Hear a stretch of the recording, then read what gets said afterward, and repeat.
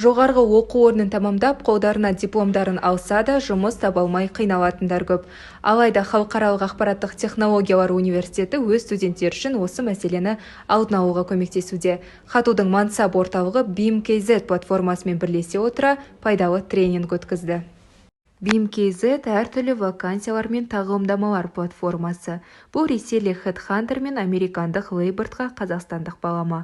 IT университетімен келісімге отырған аталмыш жобаның артықшылықтары мол. Онда студенттер мен түлектер арманындағы жұмысын таба алады. Ол үшін аккаунт ашып, жеке парақшаны толтыру қажет. Білімі, тәжірибесі, қызығушылықтары, жетістіктері сынды ақпараттарды бере отырып, компанияларға тікелей ұсынады. Айта кететіні, платформада дарынды студенттерді жұмысқа алуға дайын 5000-нан аса жұмыс беруші компания тіркелген. Студенттер өздерінің резюмелерін сала алады. Ол жерде 80-нен астам жоғары оқу орындары мен колледждер тіркелген. Біздің студенттерімізді жұмыс берушілер көріп отырады. Түлектеріміз, выпускниктарымыз тез жұмысқа орналасады.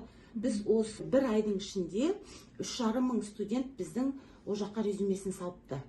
Семинар спикері әрі BIM өкілі студенттердің неліктен жұмысты ұзақ іздеп қиналатынын түсіндірді. Оған себеп түйіндемені дұрыс толтырмау, жұмыс берушіге өзіңді лайықты таныстыра алмау, тілдесімге дайындықсыз бару екен. Санжар Кенжеханұлы сұрақтарға жауап беріп, пайдалы лайфхактармен бөлісті. Резюме. 10 моментов резюме заполняется совсем безответственно, очень минимально. Возьмет, не возьмет. Бүгінгі тренинг маған өте қатты ұнады. Санжар Кенжеханұлы өзінің көптеген пайдалы ақпараттарымен бөлісті.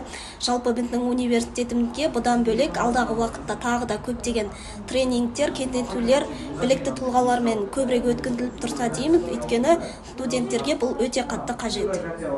Аружан Бақберген, Ақбота Қазбек, арнайы IT News үшін.